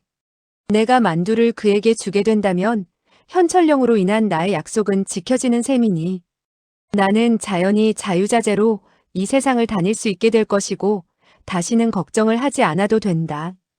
현철령에 얽힌 커다란 일을 하나의 만두로 해결한다는 방법은 터무니없는 것이었다. 그러나 이와 같은 어린 거지를 상대할 때는 문제가 달랐다. 거지를 상대로 했을 때 한 개의 호떡이나 만두로서 끝낼 수도 있는 것이다. 한데 나이 어린 거지는 만두를 쳐다보며 끊임없이 침을 삼키면서도 좀처럼 달라는 소리를 하지 않았다. 사형객은 그의 입에서 만두를 달라는 말이 나오기를 기다렸다. 하나의 만두를 다 먹고 2번째 만두를 입으로 가져갔다. 그리고 다시 그는 찜통 속으로부터 하나의 만두를 더 집어들려고 했다. 그때 나이 어린 거지가 갑자기 가게 주인에게 말했다. 나도 2개의 만두를 먹겠어요. 그는 찜통 안으로 손을 넣었다. 가게 주인은 사형객을 보았다. 혹시 사형객이 주지 말라면 어쩌나 싶어 그의 대답을 들으려는 것이었다. 사형객은 속으로 무척 기뻐하며 고개를 끄덕였다. 나중에 가게 주인이 너에게 돈을 달라고 하게 된다면 내가 나에게 부탁을 하지 않고는 못 베기겠지. 그런데 어린 거지는 하나를 먹고 다시 하나를 더 먹었다. 한꺼번에 4개의 만두를 먹고서야 겨우 입을 열었다. 이젠 배가 불러요. 이제 그만 먹겠어요. 사형객은 2개를 먹고 더 먹지 않았다. 그는 주인에게 물었다. 얼마요? 주인은 계산을 하고 대답했다. 하나에 2푼이니 6개니까 12푼입니다. 사형객은 말했다. 아니요. 각자가 자기 먹은 것을 치르는 것이 왜다. 내가 2개를 먹었으니 4푼만 주면 되는 것이요. 그는 품속에서 동전을 꺼내려고 했다. 헌데 주머니 안이 텅 비어 있었다. 낮에 별량성 밖에서 술을 먹느라고 은자와 동전을 모조리 써버린 것이었다. 몸에는 적지 않은 금조각이 있었으나 별량성에서 은으로 바꾸는 것을 깜빡 잊고 말았던 것이다. 이와 같은 길 옆에 조그만 가게에서 금을 꺼내 어떻게 바꿀 수 있겠는가 하는 생각이 들어 그만 난처해지고 말았다. 그런데 갑자기 어린 거지가 품속에서 한 덩이의 은을 꺼내 주인에게 내밀었다. 모두 12푼이라고 했죠? 내가 모두 드리겠어요. 사형객은 어리둥절했다. 뭐라고? 내가 한턱을 내겠다는 거냐? 어린 거지는 웃으며 말했다. 당신은 돈이 없고 나는 돈이 있으니 당신한테 한턱 낸들 무슨 상관이 있겠어요? 그 가게 주인도 매우 이상하게 생각했다. 주인은 놀라 거스름 돈을 계산하여 은자와 동전을 어린 거지에게 내주었다. 어린 거지는 그것을 품속에 집어넣고 사형객을 쳐다보며 그의 분부가 떨어지기를 기다렸다. 사형객은 그만 어이가 없었다. 나 사형객은 남에게 쌀 한 톨의 은혜도 입지 않았는데 뜻밖에도 오늘 이 어린 거지에게 만두를 얻어먹게 되었구나. 이와 같은 생각을 하면서 그는 물었다. 너는 내가 돈이 없다는 것을 어떻게 알았느냐? 어린 거지는 웃으면서 말했다. 며칠 전 시장에서 주머니에 돈을 꺼낸답시고 손을 집어넣은 사람이 반나절 동안 그 손을 뽑아내지 못하는 것을 보았는데 얼굴 표정이 매우 야릇했어요. 그것은 바로 돈이 없었기 때문이죠. 그는 싱글벙글 웃으며 다시 말을 이었다. 그 모양을 본 반점의 주인은 남의 음식을 공짜로 먹는 사람은 모두 그런 수작을 부린다고 하더군요. 사형객은 다시 한번 쓴웃음을 머금지 않을 수 없었다. 이 녀석이 나를 공짜로 얻어먹는 사람으로 아는가 보구나. 이와 같은 생각을 하면서 그는 물었다. 너는 그 은자를 어디서 훔쳤느냐? 어린 거지는 두 눈을 동그랗게 뜨며 대답했다. 훔치다뇨? 조금 전 배기를 입은 어진 아주머니가 나에게 준 거예요. 사형객은 말했다. 배기를 입은 아주머니라고? 그는 곧 민유를 떠올렸다. 그 여인이 내일을 망친 셈이군. 두 사람은 가게에서 나와 어깨를 나란히 하고 걸었다. 수십 마장을 걸어가자 사형객은 민유의 그 백검을 쳐들고 말했다. 이 검은 매우 예리하다. 조금 전 가볍게 휘둘렀는데 나무가 잘라졌다. 너는 이 검이 마음에 안 드느냐? 내가 달라면 내가 너에게 주지. 그는 실로 더럽기 짝이 없는 이 어린 거지와 더 오래 있고 싶지가 않았다. 그는 빨리 어떤 부탁을 들어주고 홀가분해지고 싶었다. 그 어린 거지는 뜻밖에도 고개를 흔들었다. 싫어요. 그 검은 그 착하신 아주머니 것이에요. 그분은 좋은 사람이니 그녀의 물건을 달라고 할 수 없어요. 사형객은 다시 흑검을 뽑았다. 그는 뽑는 즉시 옆에 있는 커다란 나무를 두 동강이 낙에 베어넘기고 말했다. 이 검의 위력이 어떠냐? 이 흑검을 너에게 주겠다. 어린 거지는 고개를 흔들었다. 그것은 흑의를 입은 분의 것이 아니에요? 흑의인과 착하신 아주머니는 일행이었어요. 나는 그의 물건을 달라고 할 수가 없어요. 사형객은 퇴하고 침을 뱉었다. 개잡종. 너는 퍽 의리를 좋아하는 녀석이구나. 어린 거지는 그의 말을 이해하지 못하겠는지 반문했다. 의리가 뭐예요? 사형객은 코웃음치고 아랑곳하지 않았다. 그런 것도 모르는 너를 상대해보았자 헛것이지. 거지는 중얼거리듯 말했다. 알고 보니 당신은 의리를 싫어하는가 보군요. 사형객은 어린 거지의 당돌한 질문에 화가 났다. 푸른 기운이 그의 얼굴에 번쩍하며 떠올랐다. 그는 대뜸 손을 들어서 어린 거지의 정수리를 내려치려고 했다. 그러다가 그의 천진난만한 얼굴 표정을 보자 그만 자기도 모르게 손을 걷어 들이고 말았다. 내가 어찌 너에게 손을 쓰겠느냐? 너는 의리가 무엇인지도 모르니 일부러 나를 비웃으려고 하는 소리는 아닐 것이다. 그는 의리를 싫어한다는 말을 의리를 지키기 싫어한다. 즉, 의리가 없는 사람으로 받아들이게 되었던 것이다. 강호에서 의리가 없다는 것은 정사 양파에서도 가장 신랄한 욕으로 받아들여지고 있었다.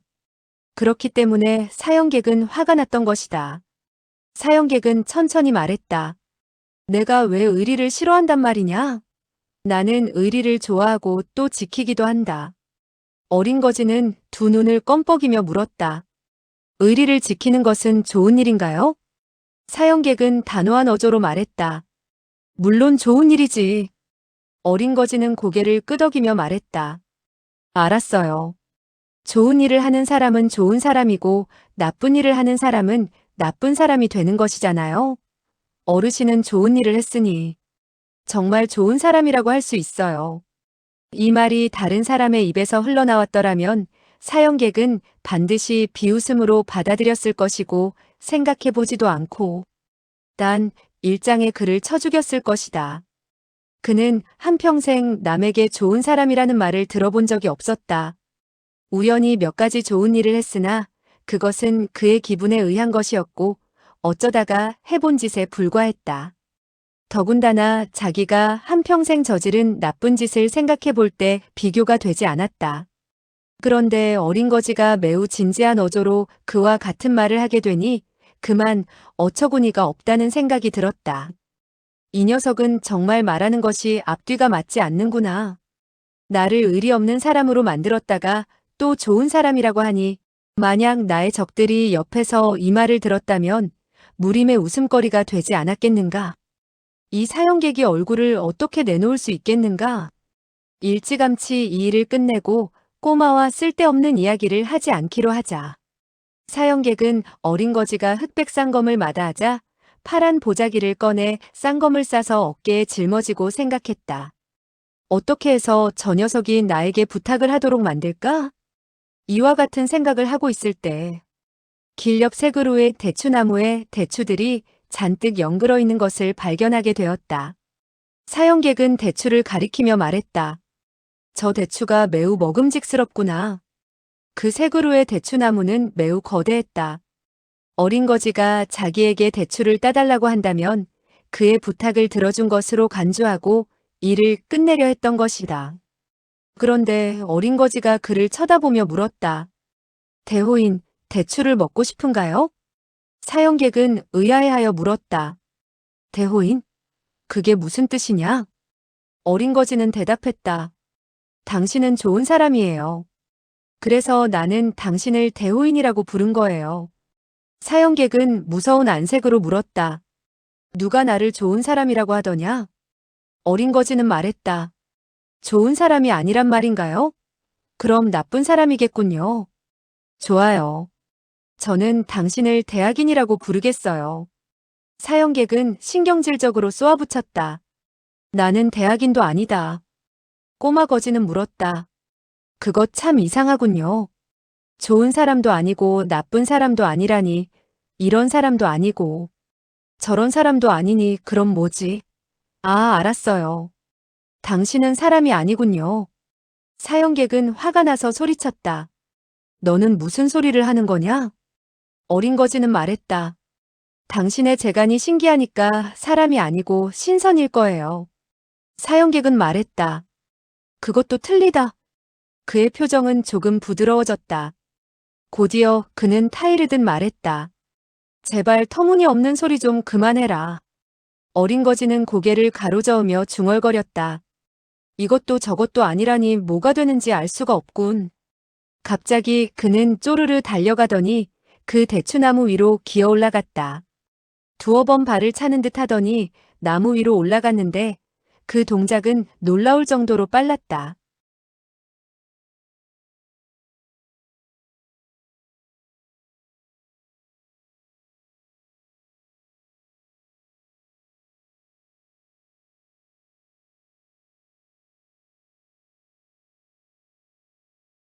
사형객은 그가 무공을 모르긴 하나 나무를 기어오르는 솜씨는 제법 민첩하다고 여겼다. 이때 어린 거지는 가장 큰 대추들을 골라서 따더니 연신 주머니에 집어넣었다. 삽시간에 그의 주머니가 불룩해졌다. 그제서야 어린 거지는 나무 위에서 미끄러져 내려와 두 손으로 대추를 한 웅큼 받쳐들고 사형객에게 내밀었다. 이 대추를 잡숴보세요. 사형객은 말없이 대추를 받아서 먹어보았다. 달콤한 것이 맛이 괜찮았다. 그가 나에게 부탁하는 것이 아니라 오히려 내가 그에게 부탁하는 꼴이 되었군. 이와 같은 생각을 하면서 그는 넌지시 말했다. 너는 내가 누군지 알고 싶지 않느냐? 나에게 당신이 누구냐고 물어보아라. 그러면 내가 나의 신분을 알려주겠다. 그러나 어린 거지는 고개를 설레설레 흔들었다. 나는 남에게 부탁 같은 것은 하지 않습니다. 사형객은 속으로 흠칫해져서는 물었다. 어째서 남에게 부탁을 하지 않느냐? 어린 거지는 심각한 표정으로 말했다. 저의 어머님은 말씀하셨어요. 남에게 어떤 부탁을 하면 그 사람이 들어주고 싶어도 들어주지 않는다고요. 그러나 부탁을 하지 않는다면 도리어 들어준다는 거예요. 상대방에서 원하지 않을 때는 아무리 부탁하고 애걸복걸해도 소용이 없을 뿐 아니라 오히려 상대방에게 혐오감을 산다고 했어요. 그는 여기까지 말하고는 사형객을 한번 힐끔 쳐다보며 다시 말했다. 저의 어머니는 때로 맛있는 음식을 저에게 주면서도 제가 달라고 하면 주지 않을 뿐 아니라 오히려 무섭게 매를 때렸어요. 그리고 개잡종 새끼, 나에게 무슨 부탁을 하는 것이냐? 왜 그 예쁜 계집년에게 가서 부탁하지 않고 하면서 마구 때리기 때문에 저는 결코 남에게 부탁을 하지 않아요. 사형객은 의아한 표정을 지으며 물었다. 예쁜 계집년이란 누구냐? 어린 거지는 고개를 흔들며 말했다. 나도 몰라요. 사형객은 다시 한번 이상하게 생각하면서 적지 않게 실망을 했다. 이 녀석은 도대체 어떻게 된 녀석이길래 부탁도 하지 않는 것일까? 부탁을 하지 않는다면 내가 맹세한 것을 지킬 수 없게 되는데 야단났군. 더군다나 그의 어머니는 아들이 먹을 것을 달라고 하는데도 때리고 욕을 한다니. 아마도 남편이 소실을 얻어 그녀를 버렸기 때문에 아들한테 화풀이를 하는 모양이다. 시골의 우둔한 여인네들은 본래 그렇지. 이와 같은 생각을 하면서 그는 다시 질문을 던졌다. 너는 거지 행세를 하고 있는데 남에게 밥을 빌어먹거나 돈을 동냥하지 않았느냐? 어린 거지는 고개를 흔들었다. 나는 한 번도 빌어먹어 본 적이 없어요. 남이 나에게 준다면 갖고 남이 주지 않을 때는 그가 주의하지 않고 다른 곳으로 정신을 팔게 되었을 때 가지고서 뺑소니를 쳐요. 사형객은 담담히 웃으며 말했다. 그럼 거지가 아니라 도둑놈이구나. 어린 거지는 눈을 크게 뜨고 물었다. 도둑놈이 뭐예요? 사형객은 의아한 눈빛으로 물었다. 정말 모르는 것이냐? 아니면 알면서도 시치미를 떼는 것이냐? 어린 거지는 더욱 궁금하다는 듯이 말했다. 정말 모르니까 묻는 것이지요. 그리고 시침이라는 게 뭐예요? 사형객은 그의 얼굴을 자세히 살펴봤다. 비록 때가 묻어 더러운 얼굴이지만 눈빛은 초롱초롱하게 빛나는 것이 전혀 우둔한 점이 엿보이지 않았다. 너는 3살 먹은 어린애도 아닌데 어째서 그 나이가 되도록 아는 것이 하나도 없느냐? 어린 거지는 침울한 음성으로 말했다. 저의 어머니는 나에게 아무 말도 하기 싫어했어요. 나를 보기만 하면 역겨워했거든요. 그리고 열흘이고 보름이고 나를 아랑곳하지 않아요. 그는 쓸쓸한 표정으로 말했다. 그래서 나는 부득이 아황에게 말을 걸죠. 그러나 아황은 말을 들을 수만 있었지 하지는 못해요. 그러니 그가 어떻게 도적이 뭐고 시치미를 뗀다는 것이 무엇인지 이야기해 줄 수 있겠느냔 말이에요. 사형객은 그의 눈동자에 조금도 교활한 빛이 없는 것을 보고 속으로 생각했다. 이 녀석은 정말 슬쩍 말을 돌려서 나를 욕하는 것이 아닌 것 같구나. 이와 같은 생각을 하면서 그는 물었다. 그럼 이웃과 이야기를 하면 되지 않느냐? 어린 거지는 눈망울을 굴리며 반문했다. 이웃이 뭐예요? 사형객은 그만 귀찮다는 생각이 들어 말했다. 너의 집 부근에 살고 있는 사람이 바로 이웃이다. 어린 거지는 실망하는 눈빛으로 말했다. 저의 집 부근에 살고 있는 사람이라고요? 저의 집 부근에 살고 있는 것이라면 11그루의 소나무와 소나무 위에서 살고 있는 다람쥐들, 그리고 꿩들이나 토끼들이 있는데 그들이 이웃이란 말이에요? 그들은 짹짹 소리만 지를 뿐 말은 못하던데요? 사형객은 그만 어이가 없었다. 너는 이 나이가 되도록 어머니 외에 남과 이야기를 해본 적이 없었느냐? 그는 암담히 말했다. 나는 줄곧 산중에서 살았으며 산에서 내려오지 못했어요. 어머니 외에 남과 이야기해 본 적이 한 번도 없어요. 며칠 전 어머니가 보이지 않아 어머니를 찾아 나섰다가 산 위에서 떨어지고 말았어요. 그리고 아황을 잃어버렸어요. 그는 고개를 쳐들고 사형객을 바라보며 다시 말했다. 남에게 우리 어머니가 어디 갔냐고 물어보았고, 아황이 어디 갔냐고 물어보았지만 다른 사람은 한결같이 모른다고 하더군요. 이것도 이야기한 것이라고 하나요? 사형객은 속으로 생각했다. 알고 보니 이 아이는 황량한 산속에서 살고 있었구나. 거기다가 어머니가 전혀 관심을 기울이지 않으니 이것저것 모르는 것도 무리는 아니지. 그는 이렇게 생각을 굴리고 대답했다. 그것도 이야기를 한 것이다. 그렇다면 말이다. 너는 어떻게 은자로 만두를 사 먹는다는 것을 알고 있지? 어린 거지는 빙긋이 웃으며 말했다. 남들이 사 먹는 것을 보았거든요. 그는 다시 사형객을 쳐다보며 말했다. 은자가 없다면 나에게 있으니 필요하다면 드릴게요. 그는 품속에서 은조각을 꺼내서 내밀었다. 사형객은 고개를 흔들었다. 나는 필요 없다. 그는 속으로 생각했다. 이 녀석은 멍청한 데가 있기는 하지만 치사한 녀석은 아니로구나. 이와 같은 대화를 나누자 그는 점차 마음이 놓였다. 다른 사람들이 자기를 함정에 빠뜨리기 위해 이 나이 어린 거지를 이용한 것이 아님을 깨닫게 되었기 때문이었다. 어린 거지는 다시 질문을 던졌다. 조금 전에 나를 거지가 아니고 도둑놈이라고 했는데 내가 거지예요? 아니면 도둑놈이에요? 사형객은 빙그레 웃으며 말했다. 내가 남에게 밥을 빌어먹고 동냥을 했을 때 남들이 너에게 먹을 것을 주고 은자를 주었다면 바로 거지이다. 그는 잠시 여유를 두었다가 다시 말했다. 만약에 내가 남이 주는 것을 갖지 않고 몰래 남의 것을 훔쳐가지고 도망쳤다면 도둑놈이 되겠지. 어린 거지는 잠시 생각을 해보고 나서 말했다. 나는 한 번도 남에게 동냥을 해본 적이 없어요. 그리고 상대방이 주든 주지 않든 집어먹곤 했죠. 그렇다면 나는 도둑놈이겠군요. 그는 갑자기 생각이 난 듯 엉뚱한 말을 했다.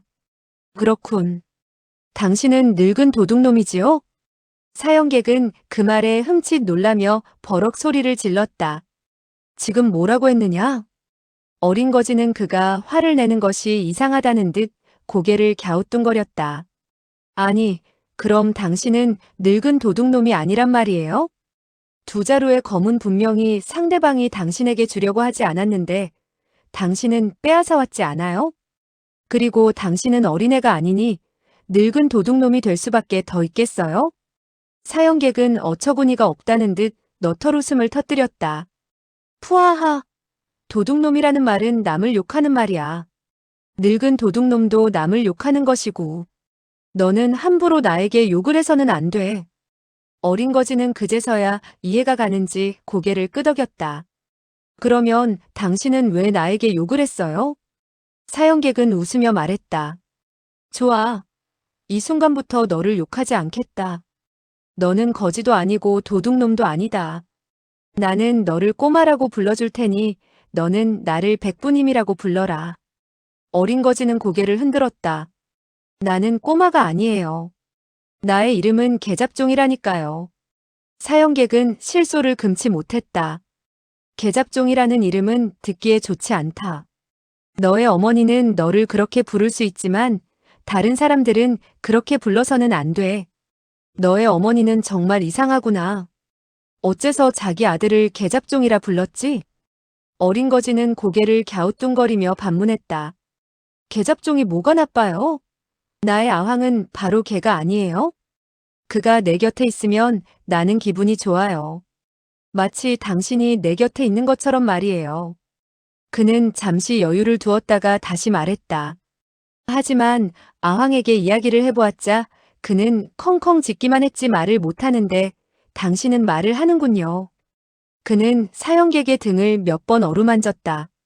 손길이 매우 부드러운 것이 마치 개 잔등을 만질 때의 손짓이 아닌가. 사형객은 한 줄기의 내력을 등에다가 돋우었다. 그 순간 어린 거지는 흠칫하며 얼른 등에서 손을 떼었다.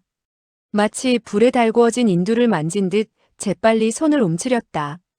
거기다가 그는 가슴이 답답해지면서 메스꺼움을 금하지 못해 헛구역질을 했다. 사형객은 웃는 듯 많은 듯한 표정을 짓고 그를 바라보았다. 이번에는 나에게 무례한 짓을 했으니 고통을 당해도 할 말이 없겠지? 천진난만한 어린 거지는 가슴을 쓸어내리며 말했다. 백부님, 몸에서 열이 나는가 봐요. 빨리 저 나무 그늘에 가서 쉬도록 해요. 내가 물을 좀 떠다 드릴게요.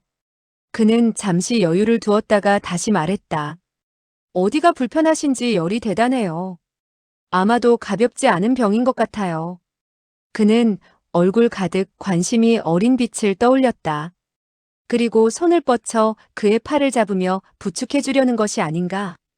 이렇게 되자 사형객이 아무리 포악한 자라고 할지라도 자기에 대해서 진지한 관심을 보이는 어린 거지를 대하자 계속 옹기행공하여 그에게 상처를 입힐 수는 없었다.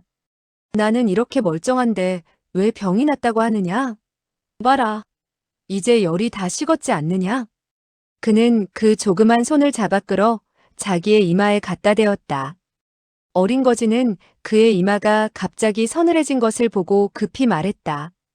어이쿠, 백부님이 곧 죽게 될라나 봐요. 사형객은 그의 말에 내심 노화가 치밀었다. 무슨 터무니없는 소리야? 내가 어째서 곧 죽게 된다는 것이냐? 어린 거지는 근심 어린 음성으로 말했다. 저의 어머니가 한 번 병이 난 적이 있어요. 그런데 갑자기 열이 났다가는 갑자기 몸이 차가워지는 거예요. 그러자 어머니는 죽는다. 곧 죽게 된다. 이 양심도 없는 것. 차라리 내가 죽는 것이 낫지 하고 말하는 거예요. 그는 사형객을 쳐다보며 다시 말했다. 그 후 하마터면 침대 위에서 죽을 뻔했으며 2개월간 끙끙 앓았다고요. 사형객은 미소 지었다. 그는 천진난만한 이 꼬마에게 자기도 모르는 사이에 이끌리고 있었다. 나는 죽지 않을 거다. 어린 거지는 그의 말에 반신반의하여 미미하게 고개를 흔들었다. 약간 믿을 수 없다는 표정이었다. 두 사람은 이와 같은 이야기를 주고받으며 동남쪽으로 한동안 걸었다. 어린 거지는 하늘에 걸려있는 강렬한 태양을 쳐다보았다. 그러다가 갑자기 그는 길 옆으로 가서 7, 8개의 커다란 나뭇잎을 땄다. 사형객은 어린 거지가 심심해서 장난을 치는 것이라 생각하고 아랑곳하지 않았다. 그런데 뜻밖에도 어린 거지는 그 나뭇잎으로 모자를 엮더니 사형객에게 내밀었다. 햇살이 따가워요. 병이 났으니 이 모자를 쓰세요. 사형객은 그야말로 그의 행동에 웃을 수도 울 수도 없는 심정이었다. 그의 호의를 무시하고 싶지 않아 나뭇잎으로 만들어진 모자를 머리에 썼다. 따가운 햇살 아래 그와 같은 모자라도 쓰니 한결 시원했다. 그는 다른 사람이 자기를 두려워만 했지 이와 같이 선의의 관심을 보이지 못했는데 이제 이 꼬마 거지가 자기를 위해 주자 마음속이 흐뭇해지는 것을 느꼈다.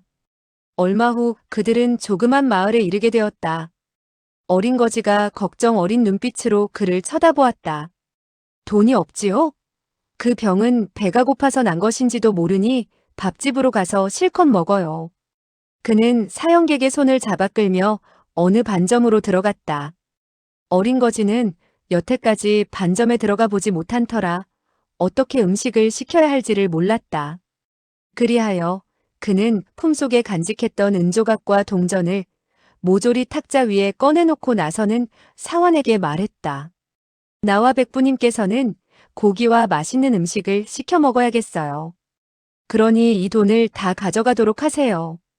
은자는 3냥이 넘었다. 이 돈이라면 한 탁자에 푸짐한 음식을 시킬 수 있었다.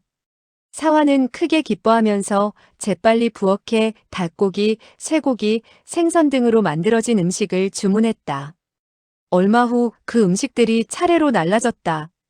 사형객은 2근의 배가를 시켰다. 배가를 갖다 주자 어린 거지는 그가 권하는 대로 한 모금 마셔보고는 배탄했다. 아이, 매워요. 맛이 없어요. 그는 고기와 밥만 먹었다. 사형객은 속으로 생각했다. 이 녀석은 정말 철이 없구나. 하지만 호방한 성격을 타고났으며 보기에 우둔하지는 않다. 잘 가르친다면 훌륭한 고수가 될 법도 한데. 그러나 다시 생각을 고쳐먹었다. 세상에는 너무나 배은망덕한 자들이 많아. 나의 그 제자로 말할 것 같으면 자질이 뛰어났으며 이 세상에서 한번 만나보기 힘든 기재였다. 하지만 그는 나를 해쳤지 않은가. 그런데 내가 또다시 제자를 거둬들여?